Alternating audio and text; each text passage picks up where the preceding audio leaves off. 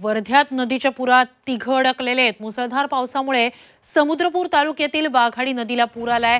समुद्रपूरहून लाहोरीकडे जाताना हे तरुण पुराच्या पाण्यातून मार्ग काढत होते, मात्र त्यावेळीच ते पुरात अडकलेले आहेत। त्यांनी नदीपात्रात असलेल्या झाडांचा आधार घेतलाय। पोलीस सध्या घटनास्थळी दाखल झालेले आहेत। जिल्हा आपत्ती व्यवस्थापनाच्या टीमलाही पाचारण करण्यात आलंय।